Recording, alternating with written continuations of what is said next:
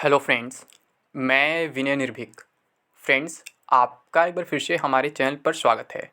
Friends, railway group D new notice. Friends, ये इतनी बुरी खबर है कि न्यू नोटिस दिखाने का मन भी नहीं कर रहा है, बताने का मन भी नहीं कर रहा है। जी हाँ फ्रेंड्स, यहाँ पे देख रहे हैं क्या लिखा हुआ है, 2 CBTs के बाद वैकेंसी भी डिक्रीज्ड। मतलब वैकेंसी भी डिक्रीज कर दी, सरकार नौकरी नहीं देना। जी हाँ फ्रेंड्स, कलर ब्लाइंड वाले पहले बार। कलर ब्लाइंड क्या फ्रेंड्स, जो चश्मा भी लगाते हैं, जिनका थोड़ा सा प्रॉब्लम है, वो भी बाहर हो गए हैं, क्योंकि अब मेडिकल स्टैंडर्ड भी बहुत ज़्यादा हाई कर दिया गया है। C1 को B1 में कन्वर्ट कर दिया गया है, B2 को B1 में कन्वर्ट कर दिया गया है, यानी कि B2 C1 में कोई पोस्ट ही नहीं बचा। B2 तो एकदम एक भी गायब, जीरो है। C1 में केवल 2 तरह के पोस्ट बचे हुए हैं। अब आप लोग शायद नहीं जानते हो अभी B2 और C1 का मतलब क्या होता है, तो मैं इसमें बताने वाला हूँ डिटेल में। यानी जो भी चश्मा लगाता है, जिसे कलर ब्लाइंड का प्रॉब्लम है, वो लगभग नौकरी भूल जाए। कलर ब्लाइंड वाले तो 100% नौकरी भूल जाए, नहीं मिलने वाला है। चश्मे वाले में कुछ लोग को मौका मिल सकता है, मैं बताऊंगा किसको किसको मौका मिल सकता है। फ्रेंड्स, इससे बुरी खबर हो ही नहीं सकती है।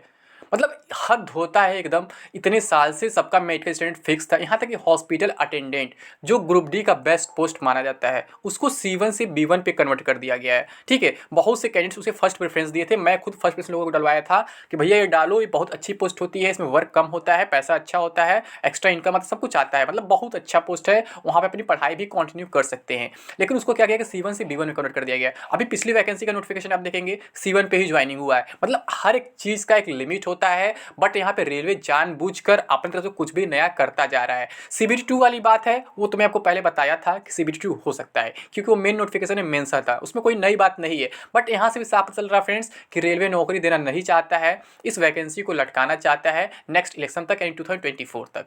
क्योंकि मैं बता दूं, जो जो नए रूल आज आए हैं, जो जो अमेंडमेंट हुए हैं, उसके अकॉर्डिंग साफ पता चलता है वैकेंसी खाली जाएगी, और खाली जाने का मतलब है 5 बार DV, 6 बार DV, 7 बार DV ऐसे कराया जाएगा। यानी कि अब बहुत कुछ ऐसा होने वाला है जो कभी भी कोई एक्सपेक्ट नहीं किया था, और जिसके वजह से लोगों को रेलवे की नौकरी भूलनी पड़ जाएगी। यानी कि रेलवे हमेशा के लिए बाय बाय या फिर गुड बाय करना पड़ जाएगा। यानी इतनी बुरी खबर है ये। जी हाँ, इतनी बुरी खबर है। मैं आपको समझाता हूँ इस वीडियो में क्या क्या हुआ है। ठीक है, तो मैं और कुछ नहीं कहूँगा, मतलब कि इतना बुरा ये न्यूज़ है कि मैं बता नहीं सकता हूँ। ये देखिए, पहले यहाँ पे लिखा है आज का नोटिस जो, with reference to the detail centralised employment notice CEN number RRC 01 2019 published on 23rd February 2019 and opening of online registration of applicants through the websites of RRBs on 12 March 2019 and corrigendum and amendments number 1 and number 2 and notice on exam schedule for CBT published on 15 March 2019, 27 March 2019 and on 8 December 2021 respectively through the websites of RRBs. Following changes are made through this corrigendum and amendment number 3। यानी 2 बार तो पहले amendment कर चुके थे, तीसरी बार कर दिए, और तीसरी बार इतना खतरनाक किए हैं कि जिससे आप रेलवे भूल ही जाएंगे तो ही अच्छा है, रेलवे में आपको मौका नहीं मिलने वाला है। ठीक है, तो फर्स्ट क्या है, exam schedule for CBT1 and introduction of CBT2। तो फ्रेंड्स, इसके बारे में मैं आपको बहुत पहले बताया था जब नोटिफिकेशन आया था कि फ्रेंड्स यहाँ पे लिखा था नोटिफिकेशन में कि ज़रूरत पड़ने पे हम CBT2 भी करा सकते हैं। तो ये बहुत बड़ा इशू नहीं है, इससे क्या होगा, बस एग्जाम में देरी होगा। लेकिन जो इशू मेडिकल स्टैंडर्ड वाला है, जिनका मेडिकल स्टैंडर्ड लो है, जो चश्मा वगैरह लगाते हैं, जिन्हें कुछ प्रॉब्लम है, उनका क्या होगा। जो 3 साल से मेहनत कर रहे थे, अब एग्जाम देने का टाइम आया तो अचानक पता चल रहा है कि वो एलिजिबल ही नहीं है। एग्जाम क्वालिफाई करके क्या करेंगे, CBT1 CBT2 क्वालिफाई करके क्या करेंगे, फिजिकल पास करके वो क्या करेंगे जब मेडिकल में बाहर हो जाएंगे। मतलब इतना बुरा दिन कैसे आ सकता है किसी का, अचानक कोई नोटिफिकेशन ऐसे कैसे चेंज कर सकता है। मैं मानता हूँ हर एक ऑर्गेनाइजेशन के पास, डिपार्टमेंट एक राइट्स होता है उसका कि वो नोटिफिकेशन अपना कभी भी चेंज कर सकता है, उसमें अमेंडमेंट कर सकता है। बट इतना खतरनाक अमेंडमेंट, वो भी अचानक नोटिफिकेशन आया हुआ है, एग्जाम होने जा रहा है। भैया अगर आपको चेंज करना था स्टैंडर्ड, तो आप नए नोटिफिकेशन में करते, जब कोई नई वैकेंसी निकालते तो बोल देते कि यहाँ पे ये चीज़ चेंज हो गया है, तो समझ में आता है। बट नोटिफिकेशन निकालने के बाद 3 साल आप खुद एग्जाम नहीं करा रहे हो, बच्चे 3 साल लगातार प्रिपरेशन कर रहे हैं, और लास्ट टाइम बोल रहे हो कि भैया आप एलिजिबल ही नहीं हो, आप क्यों पढ़ रहे हो। तो अब इससे बड़ा धक्का क्या हो सकता है किसी के लिए। क्योंकि मैं जानता हूँ फ्रेंड्स, चश्मा वाला प्रॉब्लम बहुत लोग होता है। ठीक है, जो लोग पढ़ते हैं तो ऐसे नॉर्मली चश्मा लगाने लगते हैं, तो यहाँ से बहुत लोग बाहर होने वाले। मैं बताऊंगा कितने डैप्टर तक आपको अंदर रखा सकता है, इन B1 में आ जाएंगे, कितने डैप्टर वाले बाहर हो जाएंगे, और पहले कितने डैप्टर वाले एक्सेप्ट कर लेते थे नौकरी के लिए। ठीक है, सब कुछ बताने वाला हूँ। तो यहाँ देखिए क्या लिखा हुआ है, 1.1, in view of the large number of applications received, railways have decided to conduct 2 stage computer based test CBTs in terms of para 3 of the important instructions, examination process para 3, para 1.9 of general instructions, para 4.5 and para 14.1 of recommended process, page 18-19 of CN, details of the 2 stage computer based test are as under. तो ये बात सही है, पहले से mention था, कोई doubt नहीं है, ठीक है। ये मैं बताया था, बहुत से लोग मेरे चैनल में नए जुड़े होंगे, नहीं जानते होंगे, बट मैं बताया था कि रेलवे की जरूरत महसूस होगा या फिर रेलवे चाहेगा कि हमें एग्जाम जल्दी नहीं कराना, भर्ती जल्दी नहीं कंप्लीट कराना है, तो CBT 2 करा सकता है। यानी कहने का सेंस, जब रेलवे नौकरी नहीं देना चाहता है, इसका मतलब CBT 2 करा सकता है। और वैकेंसी डिक्रीज के बारे में बहुत पहले बताया था फ्रेंड्स कि वैकेंसी आगे चल डिक्रीज हो जाएंगी, चाहे एनटीपीसी की वैकेंसी हो या फिर ग्रुप डी की वैकेंसी हो। तो यहाँ तरफ से एक तरफ डिक्रीजिंग ही है, क्योंकि ये वैकेंसी खाली जाएंगी, ठीक है। और आगे ये लोग डिक्रीज कर भी सकते हैं, आगे देखते क्या क्या होता है, ठीक है। यहाँ पे क्या लिखा हुआ है, first stage CBT 1 starting from 23 February 2022 will be as per para 14.1 of the CEN number RRC 01/2019 in multiple phases subject to the prevailing conditions and government guidelines issued from time to time in view of handling of the COVID-19 pandemic. The syllabus and distribution of questions for CBT 1 will remain same as mentioned under para 14.1 of written process of CEN. तो ये कहा जा रहा है, ये पुराने notice उठाकर रख दिया गया, इसमें कुछ चेंज नहीं किया गया है कि सब कुछ कंडीशन पर डिपेंड करेगा, यानी कि अभी एग्जाम डेट कंफर्म नहीं हुआ है, बात पहले बता चुका हूं आपको, अब एग्जाम नहीं होने वाला, ठीक है। Second stage CBT and CBT 2 syllabus 10th standard same as CBT 1, ठीक है। सिलेबस दोनों का सेम रहने वाला है, सब कुछ सेम है।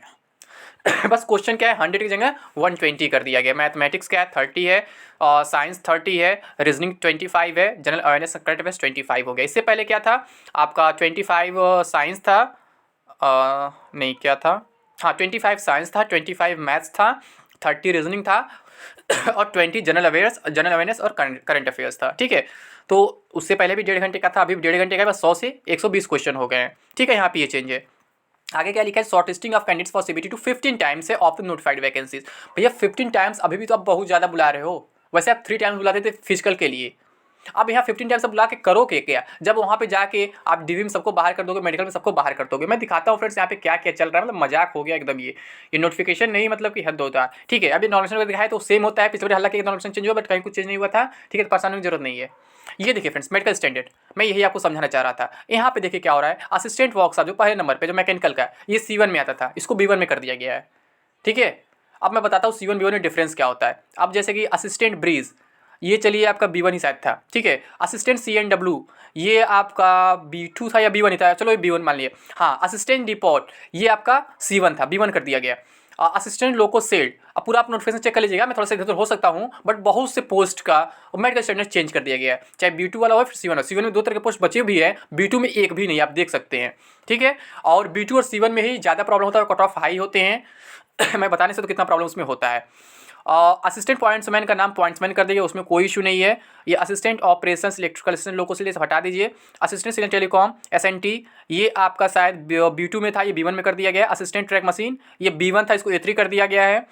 और असिस्टेंट TL एंड AC शायद B1 नहीं, ये आपको B2 था, असिस्टेंट ट्रैक मशीन, ठीक है। और TL एंड AC ये B2 था, इसको B1 कर दिया गया। TL एंड AC वर्कशॉप इसको B2 से B1 कर दिया गया है। TRD ये शायद B1 ही था। असिस्टेंट वर्कशॉप असिस्टेंट वर्क्स मतलब ये C1 है, C1 अभी छोड़ा गया है। असिस्टेंट वर्कशॉप ये भी C1 है, C1 छोड़ दिया गया है। हॉस्पिटल असिस्टेंट सबसे इंपॉर्टेंट पोस्ट पूरे ग्रुप डी का जो C1 था, जिसको क्या किया B1 कर दिया गया है। असिस्टेंट मेंटेनेंस ग्रेड 4 ये B1 था, कोई दिक्कत नहीं है, ठीक है। ये तो B1 पहले से था, बट बहुत सारे पोस्ट का जो मेडिकल स्टैंडर्ड चेंज कर दिया गया है। 17 में से आई थिंक 4 या 5 का मेडिकल स्टैंडर्ड ऊपर कर दिया गया है। तो ये बहुत बड़ा नुकसान उनके लिए है जो लोग पिछली वैकेंसी में मेडिकल वगैरह में बाहर हो गए थे, और यहाँ भी अब उनके अचानक धक्का लग रहा है उनको 3 साल बाद कि यहाँ पे फिर से हमें मेडिकल में बाहर कर जाएगा, हमें एग्जाम देने का कोई मतलब ही नहीं है। तो अब समझिए B1 और C1 में क्या डिफरेंस है। B1 का मतलब ये फ्रेंड्स, अगर आपको कलर ब्लाइंड है तो आप डायरेक्टली 100% बाहर है। अगर आपके चश्मे का पावर 2 डायोप्टर से अधिक है तो आप 100% बाहर है, ठीक है। और C1 में क्या होता था, 4 डायोप्टर तक आपको एक्सेप्ट कर लिया जाता था, यहाँ पे अब 2 डायोप्टर के बाद आपको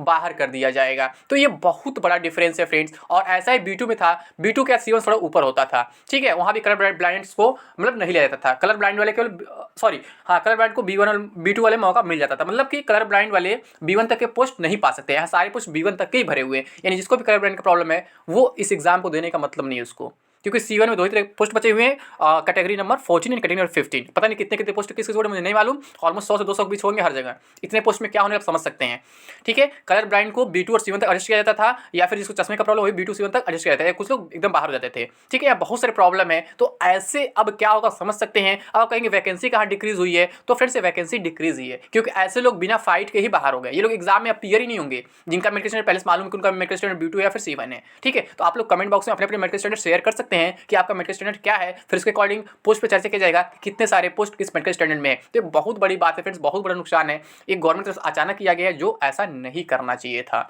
ठीक है फ्रेंड्स। तो अभी के लिए बस इतना ही। Thank you. जय हिंद, जय भारत।